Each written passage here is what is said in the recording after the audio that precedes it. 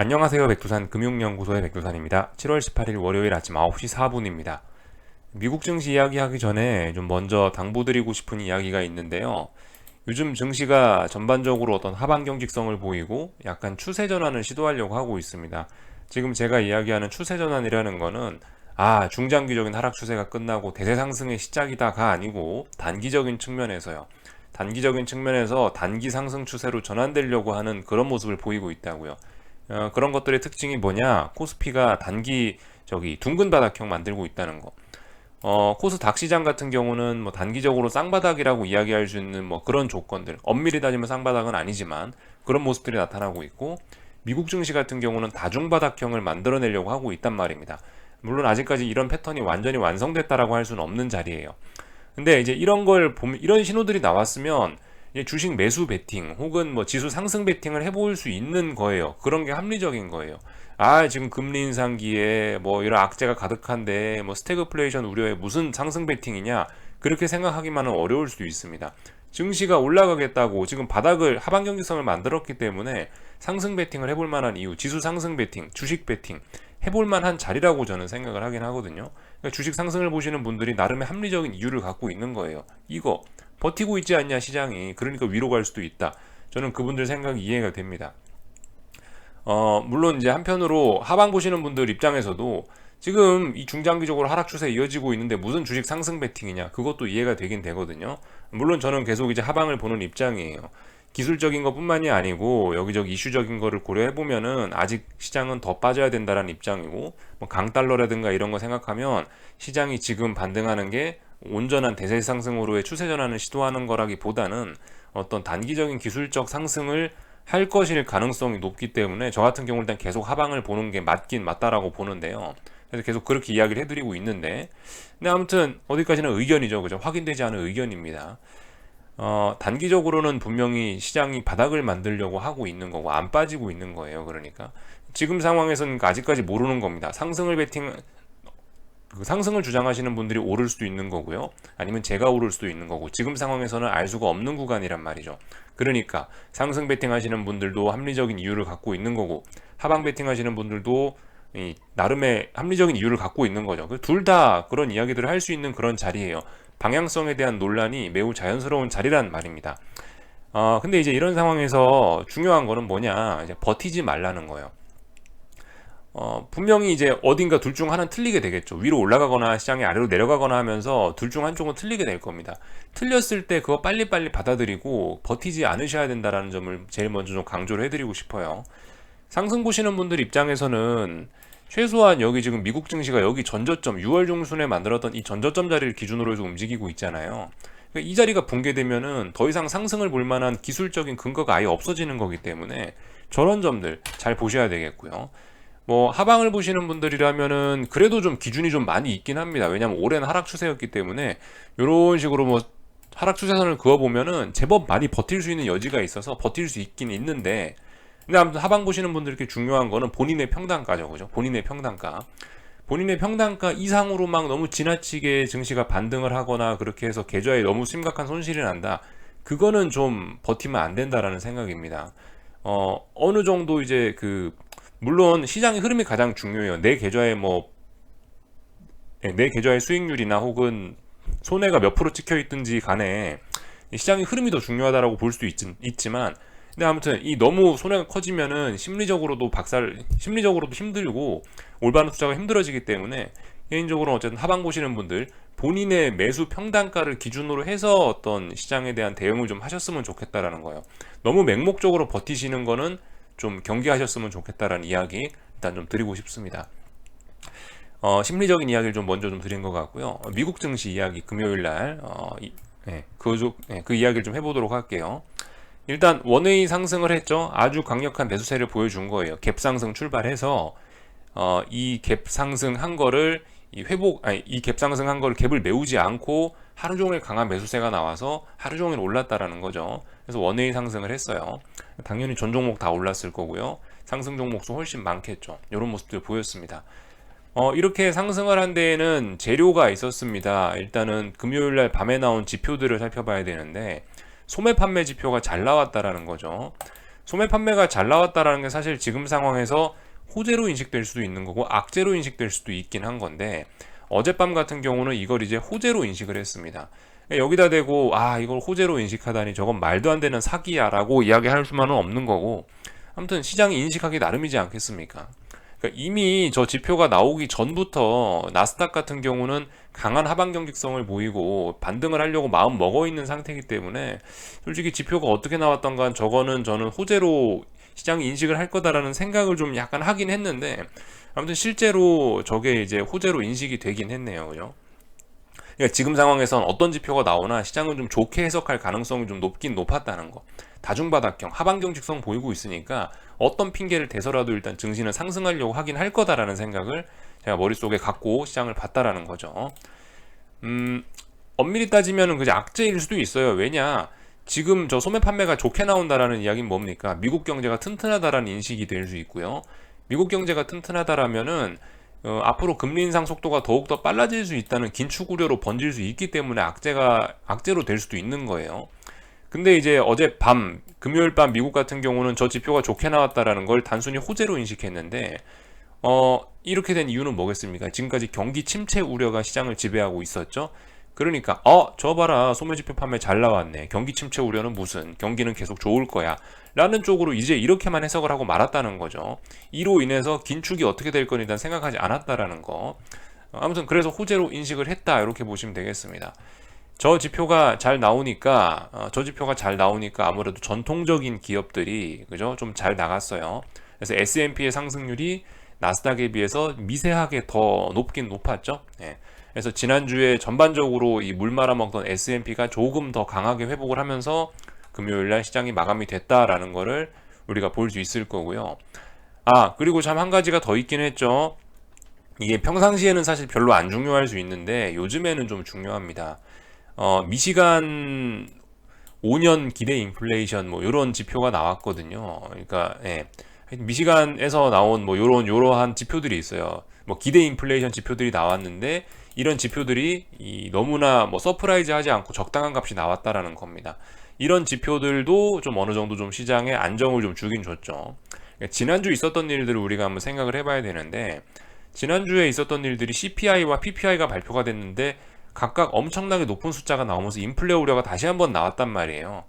그런 상황에서 이제 그런 상황이었기 때문에 미시간 기대 인플레이션이라는 이 지표가 나름 시장에서 좀 중요하게 주목을 받았는데, 이런 지표들마저 그럭저럭 안정적으로 나왔다라는 겁니다.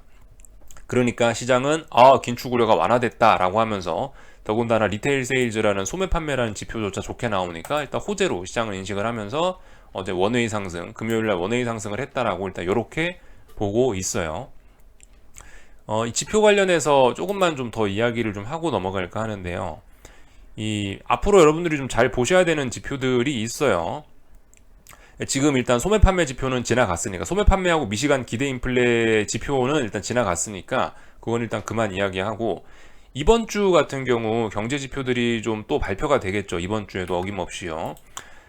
이번 주 같은 경우 여러분들이 좀 잘 보셔야 되는 거는 19일 날과 20일 날 발표되는 주택 지표라고 생각을 합니다.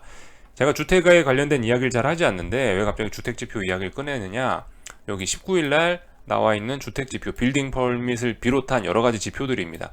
딱 뭐 하나를 봐야 된다라기보단 전반적인 값들을 한번 살펴보자고요. 뭐 특별히 서프라이즈가 나오는 것이 있는지, 특별히 뭐 쇼크가 나오는 게 있는지 잘 보면 될 것 같고요. 20일 날 발표되는 주택 지표도 좀 잘 보자라는 이야기를 좀 드리고 있습니다. 뭐 예를 들면 뭐 모기지 관련된 뭐 이런 지표들, 또 뭐가 있나요? 그거 정도 보시면 될 것 같죠, 그죠? 그거 정도 좀 보시면 될 것 같고, 뭐 유가 재고 뭐 이런 것도 한번 살펴보시면 좋겠죠. 여기 있네요. existing home sales, 이런 거 좀 잘 보셔야 될 것 같습니다. 이런 주택 지표들 19일, 20일 정도 나오는 지표들 잘 보시면 될 것 같다. 화요일, 수요일 밤입니다. 그리고 나머지는 뭐 특별한 거 없는 것 같아요. 그냥 뭐 제조업 지표들, 뭐 페드 매뉴팩처링 인덱스 이런 것들 좀 나오고 있고, 나머지 주 후반으로 갈수록 좀 지표들이 발표되는 건 없더라고요. 그러니까 이번 주는 이제 주택 지표를 좀 봐야 된다라고 이야기를 좀 해드리고 있는데, 왜 지금 이렇게 이야기를 해드리냐면은 그 지난주에 있었던 일들 때문에 그렇습니다. 잠시 지난주 복습을 하는 건데, 말씀드렸다시피 CPI와 PPI가 발표가 되었는데, 얘네들이 어떻게 나왔나요? 굉장히 높게 나왔죠. 그러면서 지난주 시장이 무슨 일이 있었다? 이것 때문에 7월 달에 시장이 기준금리를 100bp를 인상해야 된다라는 그런 우려가 확 퍼졌습니다. 이러면서 증시가 한번 출렁했었던 걸로 좀 기억을 하거든요. 그리고 나서 이 다음 날쯤인가 이제 월러 이사라고 그 페드에 있는 연준에 있는 어떤 이사 하나가 나와서 립 서비스를 좀 했는데 이 립 서비스로 인해서 시장의 100bp 기준금리 인상 전망이 75bp로 다시 확 낮아졌어요. 하루 만에 확 낮아졌어요. 지금에서야 이게 이제 주말 돼서야 이제 이게 보이던데 이런 일들 때문에 100bp에서 75bp 인상으로 확 돌아서는 바람에 시장은 더욱더 하방 경직성을 확보할 수 있었고 더욱더 반등할 수 있지 않았나라는 생각이 들어요. 제 생각에 지난주에 핵심적인 시장의 반등의 키는 일단 요거라고 일단 생각을 하고 있고요. 아까 전에 경제지표 발표들 이야기하다 말았죠. 소매 판매, 뭐 미시간 기대 인플레, 주택 지표를 봐야 된다는 이야기 해드렸는데 이날 월러 이사의 이 립서비스 내용 중에 그런 것들을 보자라고 이야기를 해서 그래서 이거를 이야기를 해드린 겁니다. 월러 이사가 뭐라고 했냐면은 일단 75bp 올리는 게 적합할 것 같아. 근데 그러니까 지금 100bp 올리는 건 좀 무리인 것 같고 일단 75bp 올리자. 근데 이 75bp만 올리자고 한 이유가 뭐겠어요?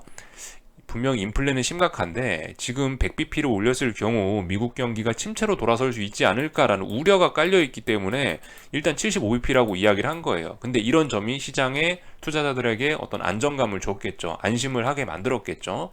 그래서 시장이 반등을 했다고 보는데 아무튼 중요한 거는 이제 여기다 단서를 붙였단 말이에요. 월러가 단서를 붙였던 게 대신에 만약에 7월 15일 날 발표되는 이미 발표된 거죠. 소매 판매 지표와 미시간 기대 인플레 지표와 혹은 뭐 7월 19일, 20일, 뭐 26일 날도 있습니다. 이날 발표되는 주택 지표들이 생각보다 괜찮게 나온다면, 그런 경제가 튼튼하게 회복되는 모습을 보여준다면, 그러면 100bp 인상도 고려할 수 있어라고 이야기를 했거든요. 그렇기 때문에 이 기간 내에 있는 이 주택 지표들을 잘 보자라고 제가 이야기를 좀 드려봤습니다.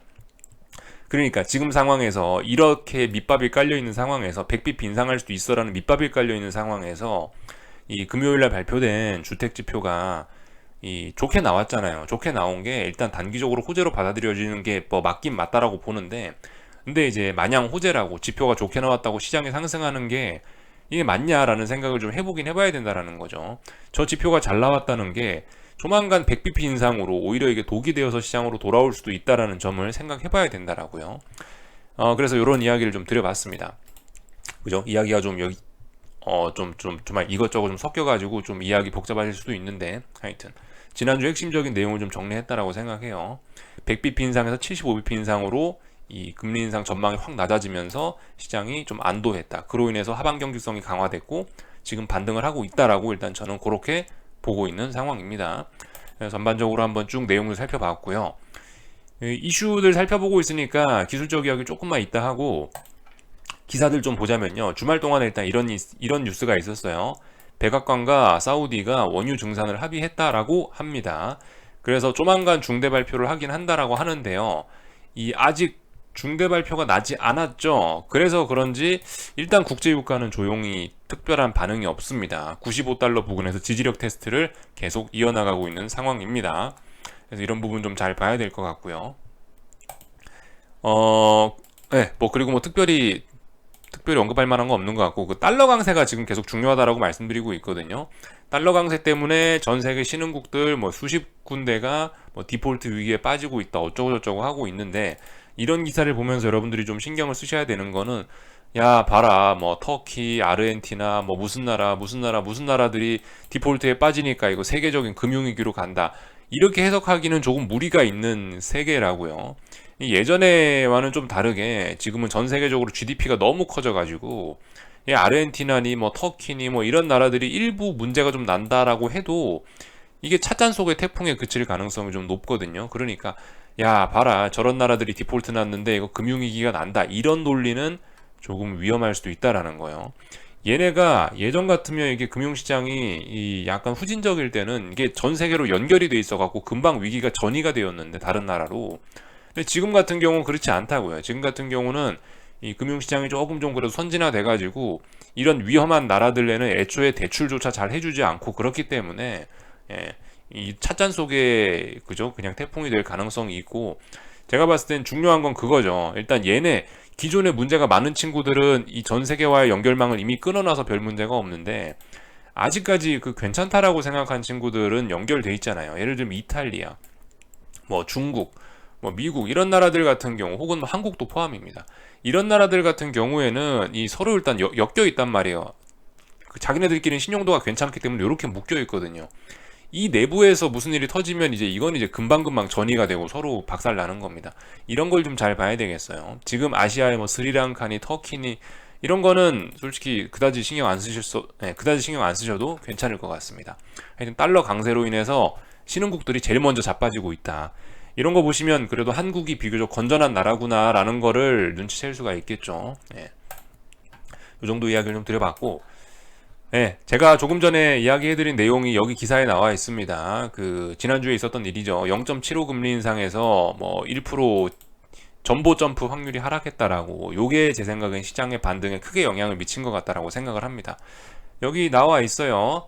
27일 FOMC 회의 발표 전에 회의 전 발표되는 소매 판매와 주택 관련 지표가 중요하다며 이런 자료가 예상보다 좋게 나오면 1%포인트 인상 쪽으로 기울 수 있다라고 월러 이사가 이야기한 거예요. 이 이야기를 여러분들께 풀어드린 거고요.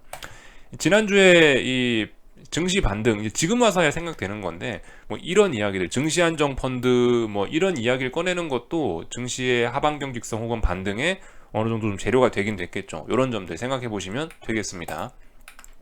근데 이거 지금 상황에서 이런 거 증시 안정 펀드나 이런 걸 쓰면은 안 되겠죠. 그죠? 하여튼 그 진정한 증시의 바닥은 좀 나오지 않았다라고 생각을 하고요. 보통 이제 진정한 증시의 바닥에서는 무슨 일들이 일어나느냐? 투매. 개인들이 모두 다 주식을 집어 던져야 돼요. 그래서 엄청난 변동성 확대 이런 일들이 동반이 돼야 진정한 바닥이 나온다라고 보고 있고요. 또 그리고 이렇게 개인들이 이렇게 투매를 하면 어떻게 되냐? 정부에서 니네 공매도 하지 마라. 대표적으로 나오는 조치가 뭐 공매도 금지 조치 이런 게 있습니다. 또 그리고 뭐가 있겠어요? 또 환율 같은 게 지금 1,300원대에서 저변동성 비교적 안정적으로 놀고 있는데 이런 게 한 뭐 1,500원 이렇게 이상까지 가서 진짜 고변동성으로 갈 수 있다고요. 그러니까 명확한 이 진짜 바닥권 가면은 진짜 누구나 알 수 있게 느껴지게 이게 진짜 바닥이구나라는 진짜 분위기 안 좋구나라는 신호들이 명확하게 나타나긴 하거든요. 제 생각에 그런 신호를 보기 전까지 우리는 이 하방 포지션을 일단 풀 이유는 없을 것 같다라는 일단 그런 판단을 하고는 있어요. 일단 이런 점들 좀 이야기를 해드렸고 미국 증시 일단 반등했습니다. 그죠? 이제 기술적 이야기 하는데 좀 늦었네요. 중요한 거 3,900입니다. 그죠? 3,900 저항 자리 부근에 왔으니까 잘 보시면 될 것 같고 저항 테스트 봐야 되겠죠? 나스닥도 어때요? 12,200짜리 저항 테스트 하러 올라오고 있는데 일단 올라올 수 있다라고 가정하다고요. 3,900까지 올라올 수 있겠구나. 12,200까지 올라올 수 있겠구나. 라고 일단 가능성 열어놓으시고 다만 이번에 3,900 터치 못하면 어떻게 돼요? 미국 증시도 제가 한국 증시 계단식 하락의 특징에서 말씀드린 거 한국 증시 코스피가 계속 계단식으로 이렇게 하락을 하고 있다. 빠지다가 이렇게 계단식 하다가 하락하고 빠지다가 박스권만을 계단식 하다 하락하고 이런 이야기 드렸죠. 여기서 봐야 되는 게 뭐냐? 고점과 고점 연결하는 라인이 중요하다라고 이야기를 해드렸습니다. 고점과 고점 연결하는 라인이 중요하고 고점이 서서히 낮아지다가 무너지더라. 한 번, 두 번, 뭐 몇 번 이상 낮아지다가 붕괴되더라라는 거 말씀을 드렸거든요. 미국 증시도 그런 식으로 갈 수 있지 않을까 가능성 열어놓으셔야 될 것 같아요. 3,900 터치 여부와 12,200 터치 여부가 상당히 중요합니다. 지금 말씀드리는 이 숫자들은 선물 기준이죠. 선물 기준. S&P 500 선물, 나스닥 100 선물 기준입니다. 미니 써있죠? 이거 기준으로 말씀드리고 있으니까 이걸 가지고 현물 지수에 적용시키면 안 되시는 부분이고요. 강하게 증시가 상승 마감을 하긴 했는데 약간 좀 불안한 점도 좀 있긴 있어요. 이거는 그냥 이제 참고적으로 이제 들어주시면 될 것 같은데 일단 증시가 상승 마감을 했죠. 상승 마감을 했는데 그냥 오른 게 아니에요. 원웨이 상승. 강한 매수세를 보여줬단 말입니다. 힘을 썼어요. 시장이 힘을 썼어요. 근데 3,900이라는 자리가 일단 쌍고점을 만들어 놓은 무거운 저항 자리이고 그리고 어쨌든 악재나 달러 강세나 이런 게 완전히 해결된 건 아니란 말입니다. 악재는 진행 중이기 때문에 이런 상황에서 증시가 큰 힘을 써갖고 저항에 갖다 붙이는 게 이게 과연 상승에 진짜 긍정적일까라는 의심 정도는 해보고 있습니다. 그래서 아무튼 뭐예요? 일단은 하락 추세니까 이 반등시 매도 전략이 일단 적합할 거고요. 다만 이제 이 반등이 완전히 멈추느냐? 일단 올라왔잖아요. 올라오고 있잖아요. 7월 15일부터 올라오고 있으니까 이 흐름이 멈추는 좀 보셨다가 흐름이 멈추면 반등시 매도 전략 하는 게 적합할 것 같고 아무튼 이 빅스 지수로 넘어왔는데요. 이 빅스의 관점에서도 좀 그렇다라는 거죠. 이게 이 힘을 좀 많이 쓰긴 썼어요. 어젯밤 빅스가 이렇게 많이 내려왔다라는 거는 좀 그죠, 풋옵션 많이 밟아 죽이고 콜옵션을 좀 많이 살려주고 하면서 시장이 좀 힘을 많이 썼다라는 증거일 수 있는데, 이게 지금 빅스도 시장이 안정화되려면 지금 힘을 쓰는 자리가 맞냐라는 생각이에요. 여기가 전저점 자리죠. 전저점 자리니까 지지력이 있단 말이에요. 그러니까 이 지지력 있는 자리를 이걸 붕괴시켜야지 시장이 더욱 안정되고 그나마 뭐 상승 추세로의 전환, 단기적으로 이런 이야기를 할 수 있는데, 이런 자리까지 이렇게 너무 지나치게 지가 급하게 내려와 버리면 이거 과연 네가 이 지지선을 깰 수 있겠어? 라는 생각을 일단 해보고는 있습니다. 근데 이거는 말씀드렸다시피 이건 그냥 저의 의견에 불과하기 때문에 이런 건 가볍게 들으셔야 되고, 일단은 장대음봉 떨어지고 했으니까 추세적으로 더 갈 수 있다, 더 아래로 붕괴시킬 거다라고 가능성 열어놓고 보는 게 합리적일 거라고요. 다만 이제 저는 이제 경험상 지지선에, 이런 지지선 부근에다가 이렇게 힘을 강하게 써버리면 이거 깰 힘은 좀 없지 않을까라는 이제 어떤 추측을 해보는 것일 뿐이고, 경험에 의한 거기 때문에 근거는 없습니다. 그렇기 때문에 이런 부분 가볍게 들어주셔야 된다라는 이야기를 좀 드렸고요. 달러 인덱스, 그죠? 달러 인덱스 어젯밤에 이제 금요일날 밤에 급락하면서 시장이 좀 반등했다라고 보고 있어요. 중요한 자리는 109라고 이야기를 해드렸습니다. 지난번에 108 초반이라 말씀드렸는데 109로 바꿨어요. 지난주 무슨 일이 있었죠? 달러와 유로가 패리티 됐다. 1달러 1유로 시대가 열렸다. 그 자리가 109 자리였습니다. 109 자리가 저항이 돼서 지난주 109 자리 터치하고 나서 이제 본격적으로 밀리면서 여기 어딘가에 저항을 확인하고 있어요. 사실 지난주에 너무 달러의 움직임이 좀 급속했기 때문에 전 이런 조정이 반드시 필요하다라고 보고 있습니다. 그래서 지금 같은 경우 이 달러 인덱스가 죽어야 될 자리에서 너무 잘 죽고 있어요. 죽어야 될 자리에서 죽지 않고 오버슈팅을 하거나 그러면은 이제 달러가 그만 갈 거라는 증거일 수 있는데, 일단 조정 받아야 될 자리에서 지금 조정을 받고 있고 이런 모습이라서 일단 저는 더 올라갈 수 있다, 추세적으로 전혀 꺾인 게 아니다라고 일단 보고 있습니다. 다만 지난주에 단기적으로 상승이 급했으니까 이 부분에 대한 조정이 필요하다, 조정을 진행하는 중이다라고 일단 볼 거예요. 그래서 일단 이번 주 뭐예요? 달러도 좀 혼조세로 접어들 가능성이 높다, 이렇게 보고 있고요. 지난주에 너무 급하게 움직였고 저항에 터치했으니까요. 금리 같은 경우도 그렇습니다. 금리 같은 경우도 지난주에 이미 일찌감치 박스권에 들어갔죠. 박스권 자리 잘 보셔야 된다는 이야기 해드렸어요. 대략적으로 이런 자리들, 이 자리에 싸우고 있다. 이거 넘어가야 금리가 더 오르는 거고, 그러면서 경기가 그나마 뭐 연착륙으로 갈 수 있는 거고, 여기서 요거 붕괴되면은 이제 본격적인 불황이다, 본격적인 침체다, 이런 쪽으로 갈 수도 있기 때문에 지금 시장은 중요한 자리에서 고민하고 있다라고 이야기 해드렸죠. 방향성 정해지지 않았으니까 여기다 대고 딱히 드릴 이야기는 없습니다. 그래서 금리 얘네가 박스권이다라는 이야기를 해드렸고요. 기름값도 잘 봐야 되겠죠, 그죠? 제가 계속 말씀드리는 게, 저는 어떤 뭐 경기 침체의 가능성이나 뭐 이런 거를 국제유가하고 저 금리로 보고 있는데, 국제유가 같은 경우도 95달러와 105달러 정도 사이에 10달러 안에 박스권에서 놀고 있는데, 일단 95달러 붕괴시키면은 중장기 상승 추세 끝나면서 곧바로 침체로 갈 가능성을 저는 일단 보고 있는 건데요. 근데 일단 95 자리에서 얘도 당장 깨지는 않고 있잖아요. 종가상으로 95 붕괴시킨 적은 제가 알기로 없거든요. 그러니까 이렇게 보시다시피 버티고 있으니까 얘도 박스권이죠. 아직 95달러 붕괴 안 됐으니까 전 여기에 관해서 드릴 이야기는 없는데, 이쯤 됐으면 근데 반등시 매도 전략을 해보는 게 어떻겠냐 싶긴 합니다. 95달러를 지키고자 하는 의지보다는 붕괴시키려고 하는 의지가 조금 더 강하게 느껴져서 장중에 90달러까지 한번 폭락을 했었잖아요, 지난주에. 그러니까 그런 거 생각해보면, 뭐 솔직히 뭐 유가 지금 거기다 대고 주말에 이런 뉴스도 나왔죠. 주말에 백악관과 사우디가 원유 증산 합의했다라는 이런 뉴스도 나왔죠. 물론 이제 오펙 회의 날까지 기다려봐야 이제 그 결과가 시장에 반영이 될 텐데, 이런 거 저런 거 생각해보면 유가가 좀 급속 힘이 빠진 면이 있습니다. 급속 힘이 빠져가지고요. 요날부터 힘이 빠졌죠. 7월 5일부터 힘이 급속히 빠져가지고요. 7월 5일날 104달러 붕괴시키면서부터 힘이 급속히 빠져서 유가는 이제 좀 힘을 못 쓰지 않나 싶습니다. 그래서 장차 95달러 붕괴되면서 하락 추세로 가면서 좀 경기 침체가 빨리 오는 쪽으로 가지 않겠냐 싶긴 한데, 아직 확인되진 않았으니까 박스권이니까 확인하자라는 이야기 드렸고요. 하여튼 그래서 중요한 게 뭐다? 금리 박스권이고 유가 박스권이니까 이번 주에 좀 분위기 애매할 수 있다. 당장 뭐 달러가 급등하고 당장 경기 침체로 가는 저런 신호들이 보이지 않는다면 증시는 좀 반등 시도할 수 있겠죠. 이런 식으로 좀 생각하시면 좋을 것 같고요. 그래서 뭐 나머지 뭐 특별히 뭐 드릴 이야기는 없고, 그 와중에 계속 달러는 강하니까 금값은 계속 떨어지고 있고요. 중요한 지지선 부근까지 거의 다 내려오긴 했는데 아직 중요한 지지선까지 터치하진 않았습니다. 그죠? 근데 아무튼 이 정도 내려왔으면은 좀 많이 내려온 측면이 있어서 진짜 금에 심각하게 관심이 있으신 분들은 한 번쯤 손절 라인 짧게 잡고 뭐 분할 매수 정도는 해볼 수 있지 않을까라는 생각이 들긴 해요. 왜냐하면 전저점 자리 부근까지 바싹 내려왔기 때문에 여기 여기 부분까지 바싹 내려와 있기 때문에 솔직히 이제 거의 다 내려온 것 같긴 해요. 지지선 부근이니까 한 번쯤 금에 관심 있으신 분들은 잡아볼 수도 있다란, 분할 매수 정도는 시작은 해볼 수 있는 가격대가 되지 않을까라는 생각입니다. 하지만 말씀드렸죠. 저는 일단 금을 엄청나게 매력적인 자산으로 보지는 않습니다.